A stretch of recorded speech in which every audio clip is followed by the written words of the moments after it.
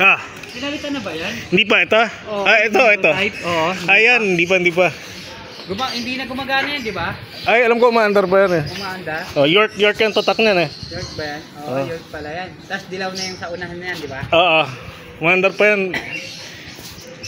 Ay, ayaw nilang gamitin eh. Gusto nila yung speed Sabi type. ni Doc sa akin, ay ni ate nung nakaraan, last year, pull out ko daw yan. Tapos kailangan lang daw harangan kung hindi na daw gumagana sana. Ay, may ano ka talaga, cleaner ka ng aircon, no? Ah, kaya pala, oh. Kami nag-ano yan. Ngayon, dapat to isasabay namin yan. Ano isasabay mo? Yung bodega na yan, umpa yan. Ngayon lang naisipan ni Doc, tinawagan ako. Diyan, kumusta? Okay lang po. Kalookan na po ako nakatira eh. Ikalawang baha na to eh.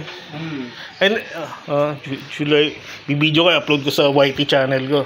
Baka may makakuha ng views. Typhoon Karina Aftermath. Vlogger ka ba, kuya? Sa YT? Hindi, basta nag-upload lang ng video. Hindi ako vlogger na may video talaga na, no? Baka sa future. Pero basta nag-upload na ako ng mga video eh. May mga views, konti pa eh. 21 pala yung subscriber ko eh. Kailangan mga parang ano ka, 10,000 subscribers yata eh, para kumita. Ay no, hindi ko pinakita yung mukha mo ha. Privacy policy.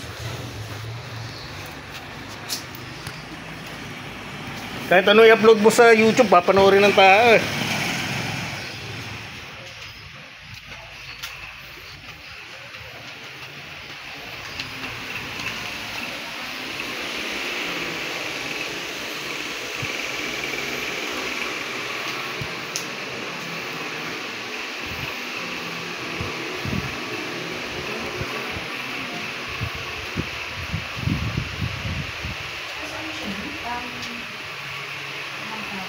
Ano may Ikaw